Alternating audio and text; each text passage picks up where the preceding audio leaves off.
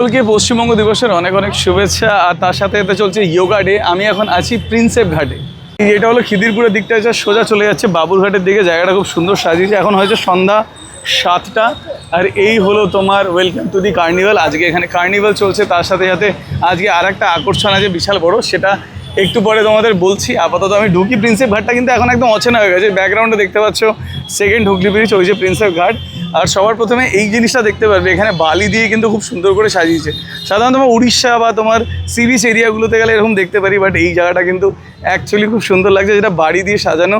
International day of yoga, বেশ ভালো। আর এই জায়গাটা দেখতে পাচ্ছ লম্বা করে খুব সুন্দর করে সাজিয়েছে। ওদিকটা যাই, ওখানে কিন্তু প্রচুর কালচারাল অনুষ্ঠান হচ্ছে। জায়গাটাকে কিন্তু ব্যাপক করে সাজিয়েছে। এই দিক দিয়ে এন্ট্রি গেটের মতন এখানে করেছে। আর তারপরেই গিয়ে তোমরা একদম প্রিন্সেপ ঘাটটা, যেখানে কিন্তু বেশ কিছু প্রজেকশন শোট ওখানে হচ্ছে। আর ওই দিকে দেখতে পাচ্ছ ওখানে কিন্তু তোমার কালচারাল অনুষ্ঠান হচ্ছে। এদিকে আরও অনেক কিছু আছে, লাইটিং ওয়াইটিং লাগিয়েছে। আবার এই গাছটাকে চেনাই যাচ্ছে না, একদম পুরো পাল্টে দিয়েছে, তাই না?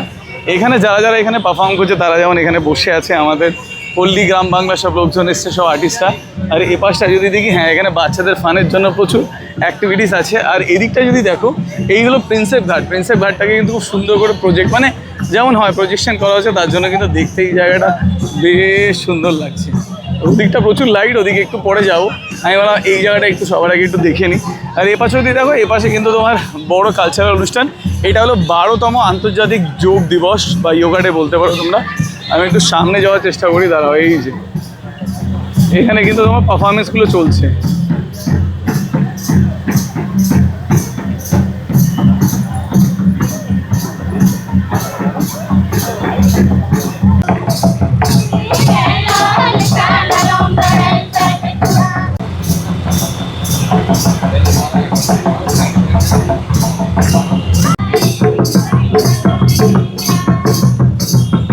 কিন্তু বেশ কটা এরকম সুন্দর সুন্দর সেলফি জোন করা হয়েছে। মানে এই দিকটাতে আমি কোনো সময় আসি না, এখন ঘুরতে আসি, বাট এখন প্রতিটা এরিয়াকে খুব সুন্দরভাবে ইউজ করা হয়েছে।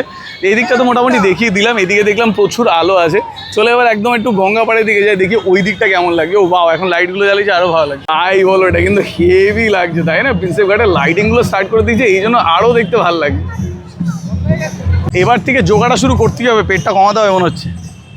এইটা একদম পারফেক্ট ছিল সেলফি তোলার জন্য।